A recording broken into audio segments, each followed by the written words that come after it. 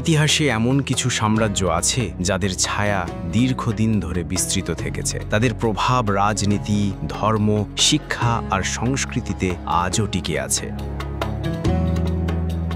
আজ আমরা জানব এমনই এক সাম্রাজ্যের গল্প, সেলজুক সাম্রাজ্য। 11 শতকের মধ্য এশিয়ার ওগুজ তুর্কিদের একটি গোত্র থেকে জন্ম নেয় সেলজুক সাম্রাজ্য। তাদের নেতা সেলজুক বেগের নামানুসারে এই সাম্রাজ্যের নাম, কিন্তু এই সাম্রাজ্যের প্রকৃত প্রতিষ্ঠাতা ছিলেন তুগরিল বেগ, যিনি 1055 সালে বাগদাদ দখল করে আব্বাসীয় খালিফার কাছ থেকে সুলতান উপাধি লাভ করেন। সেলজুক সাম্রাজ্য বিস্তৃত ছিল বর্তমান ইরান, ইরাক, সিরিয়া ও তুরস্ক পর্যন্ত।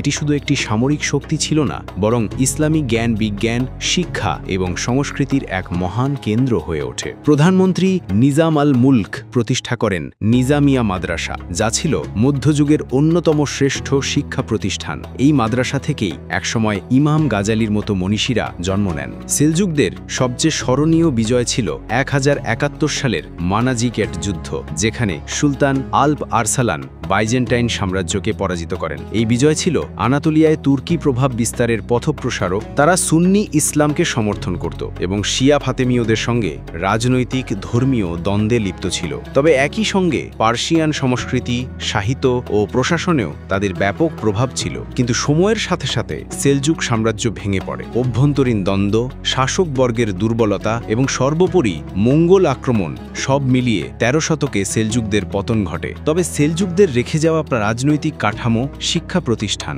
এবং সাংস্কৃতিক প্রভাবই ভবিষ্যতে পথ তৈরি করে দেয় ওসমানীয় সাম্রাজ্যের জন্য।